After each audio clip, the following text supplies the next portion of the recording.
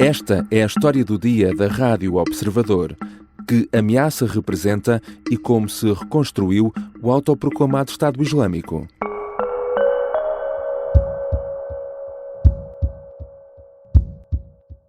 Hours before the attack, he posted videos on social media indicating that he was inspired by ISIS, expressing a desire to kill.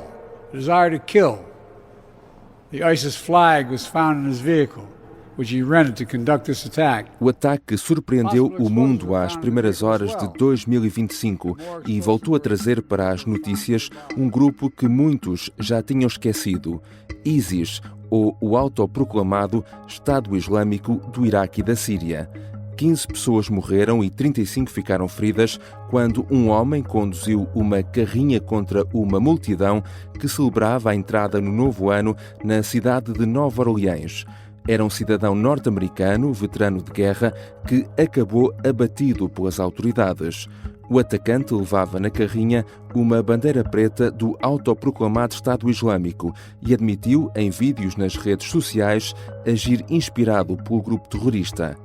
Que influência e capacidade operacional tem hoje em dia um grupo que muitos pensavam já ter sido derrotado? Vou falar com Madalena Moreira, jornalista da secção de internacional do Observador. Eu sou o João Santos Duarte e esta é a história do dia de sexta-feira, 3 de janeiro.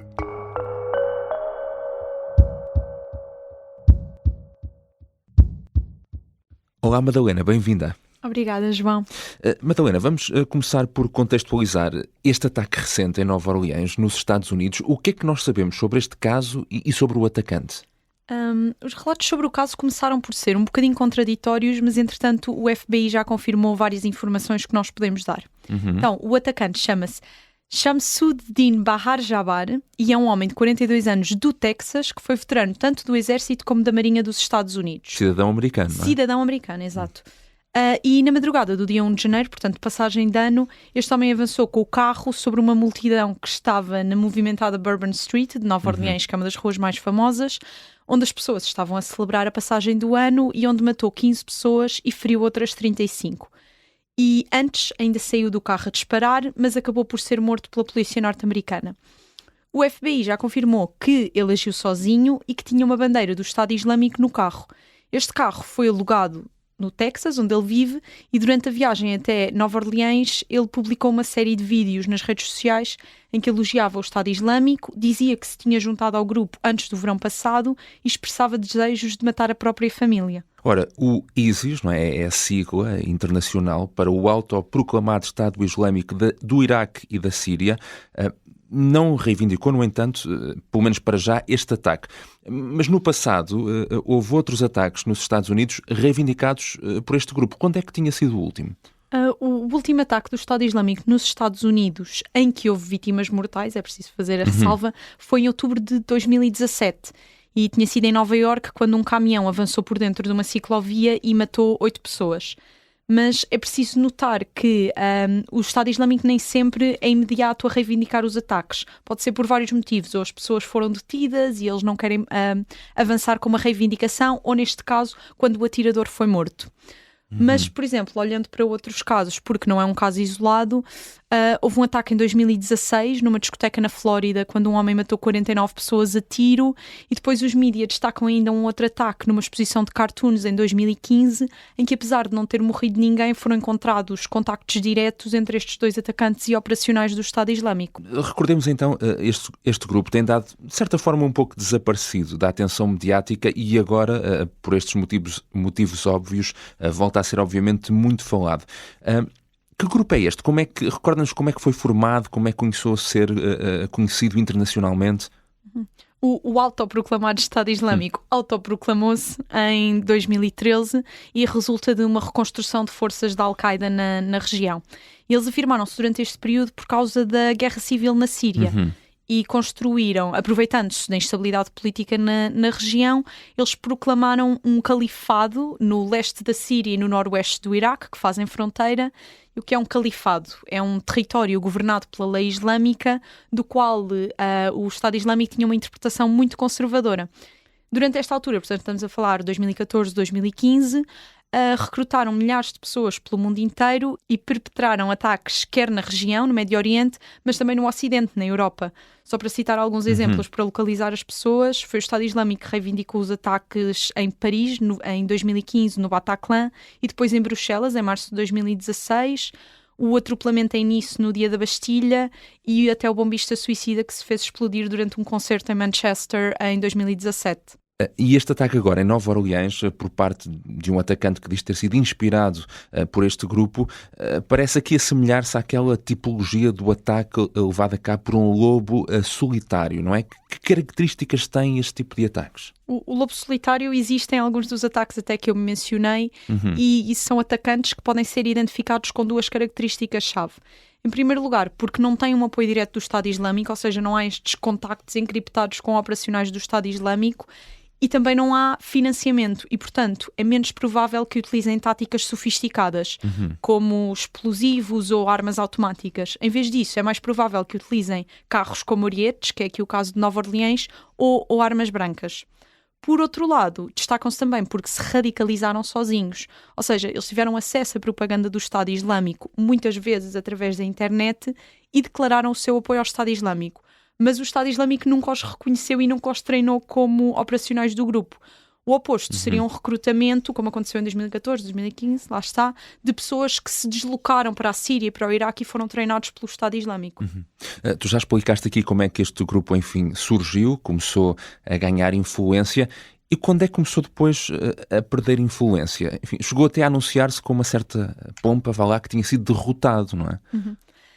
Como já se viu, o Estado Islâmico não saiu derrotado, mas costumamos dizer isso aqui no Ocidente, marcando como ponto de viragem 2019, porque foi quando o líder do Estado Islâmico, cercado de tropas norte-americanas, detonou um colete de explosivos e matou-se.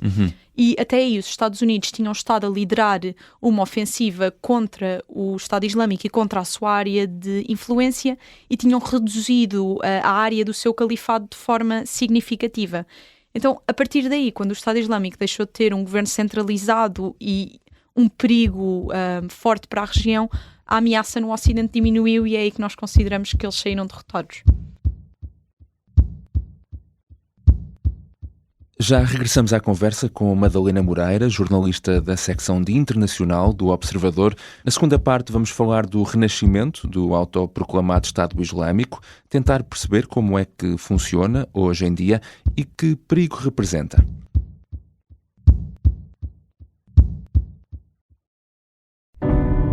Aquilo estava tudo contaminado por tudo quanto era gente. Esta é a conturbada investigação ao assassino em série que há 30 anos aterrorizou o país e desafiou a PJ.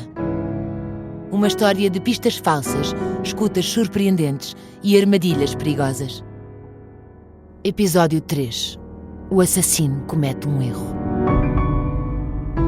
A Caça ao Estripador de Lisboa é uma série para ouvir em 6 episódios que faz parte dos Podcast Plus do Observador.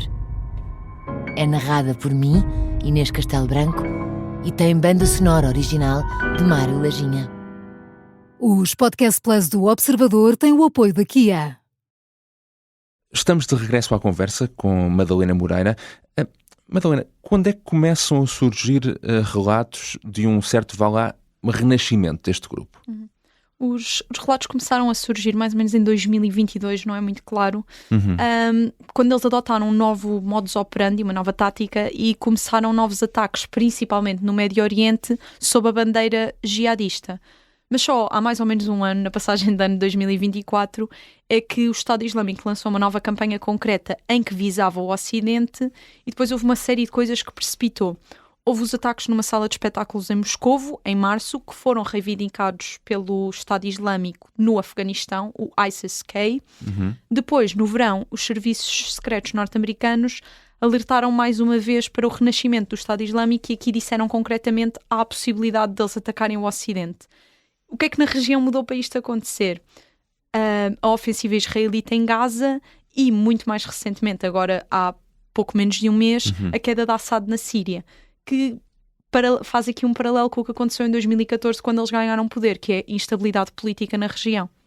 Exato, e de resto, o ano passado foram mesmo evitados ataques planeados por este grupo na Europa Entre eles um bastante mediático, não é? Exatamente. Alguns destes ataques até foram evitados em etapas muito precoces da sua preparação e nós podemos até nem ter ouvido falar deles, mas tal como disseste, houve um ataque que foi muito mediático, estava numa fase muito avançada e os atacantes só foram apanhados na véspera. Estamos a falar aqui do ataque ao concerto da Taylor Swift em Viena, que apesar de ter sido um ataque na Europa, o alerta foi deixado pela CIA norte-americana e a tática eram 3 atacantes radicalizados pelo Estado Islâmico que, segundo disseram às autoridades, a tática seria a mesma, avançar com um carro contra a multidão. Tendo tudo isto em conta, penso que é importante perceber de facto o que é hoje em dia este grupo, não é? Como é que funciona? Tu falas no teu texto de uma espécie de uma marca internacional, não é? De uma operação descentralizada. Sim, aqui eles são descentralizados na medida em que já não têm aquele território, o califado, e já não têm um governo centralizado. E, em vez disso, eles vivem de células espalhadas pelo mundo inteiro que se inspiram umas às outras. Temos o ISIS-K, que eu já mencionei, e que é um dos mais ativos, mas depois há células mais pequenas que atuam só na sua área de influência. E, uma vez que eles estão espalhados pelo mundo, é muito mais difícil ter uma ideia concreta da sua dimensão real, mas a ONU estima que sejam cerca de 10 mil operacionais do Estado Islâmico hoje em dia. Agora, a sua nova aposta é na propaganda internacional para inspirar a criação destas novas células. É por isso aqui que se fala numa marca à qual eles querem fazer publicidade.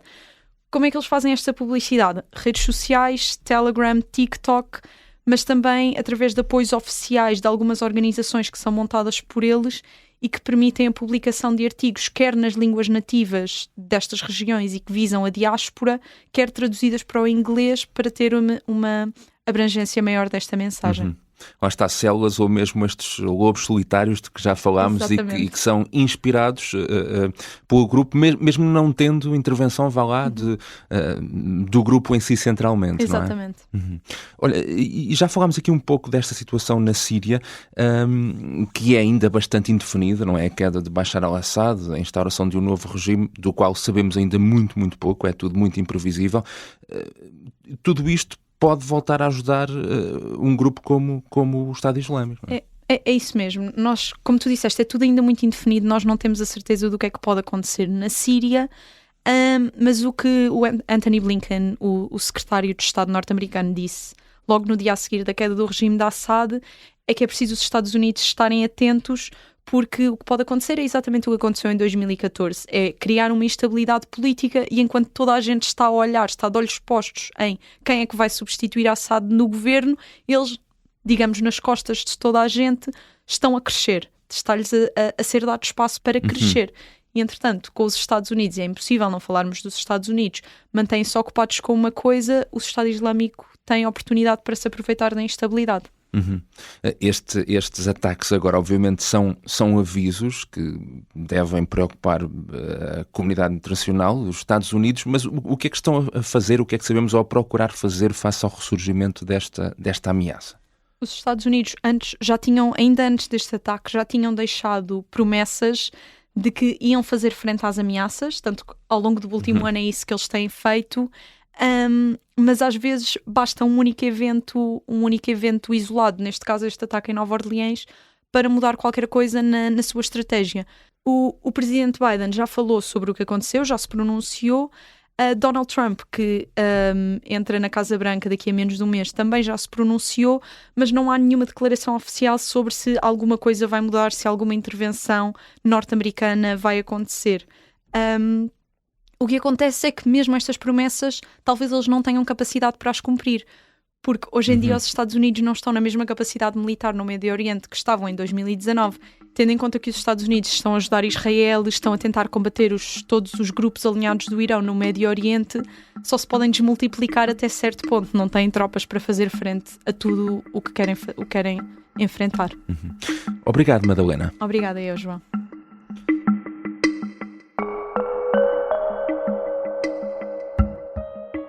Madalena Moreira é jornalista da secção de Internacional do Observador. Esta foi a história do dia. Neste episódio usámos ainda um som da PBS News. A sonoplastia é de Pedro Oliveira. A música do genérico é do João Ribeiro. Eu sou o João Santos Duarte. Bom fim de semana.